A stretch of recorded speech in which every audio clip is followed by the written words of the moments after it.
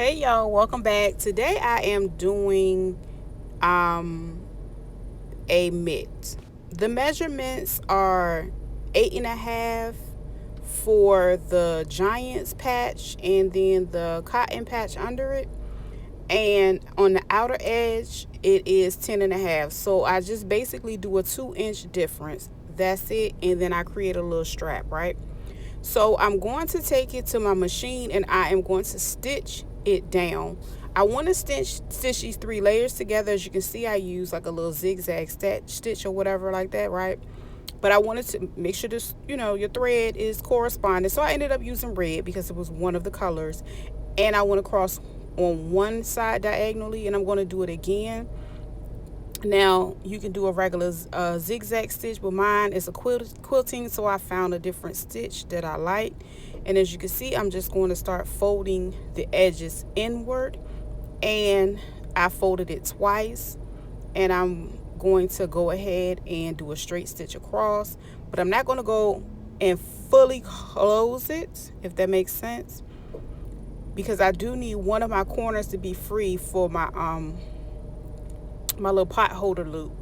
And I like to work parallel, so I'm going to go directly across and fold that side as well. And again, I'm going to straight stitch that down in place, and I'm not going to go all the way to the corner yet.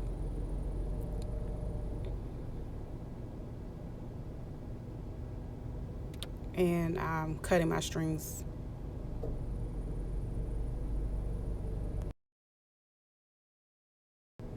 As you can see, that's the front, that's the back. And I'm going to go and do the same thing on the other side. I'm going to fold it twice, and you can always clip it or pin it in place so it doesn't shift while you're going across your machine. As you can see, that's what I'm going to do here. Now, once I decide the corner that I'm going to put my loop in is when I go ahead and actually decide to clip that corner down. So as you can see, I'm going to go ahead and fold these inward. Nothing special. I just want the edges to be inside that fold because I don't want any type of fraying. So I ended up cutting a little bit of the excess off because I didn't want it to be extra bulky or struggle with trying to go across it with my needle. Yeah, so I'm just gonna fold those corners, and as you can see, when I go and do the straight stitch on this side, I'm going to go all the way to the end, and I'm going to stitch this whole part down. So those corners, they're going down. And that is all my clips in place. As you can see, you can use as many or less as possible.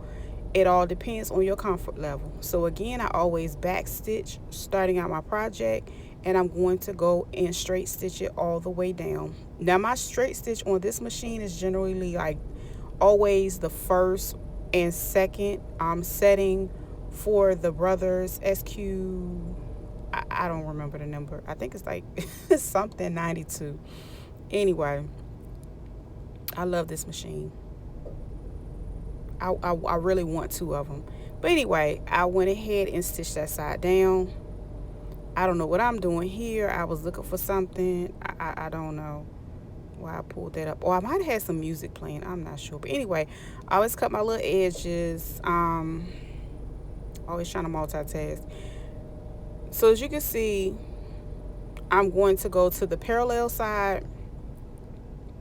And now I'm going to leave this corner open because that's where I'm going to go ahead and add my loop. At first I wasn't sure on how I wanted to do my loop, but I think I ended up honestly closing all the edges, and I ended up creating a strip that goes on the corner.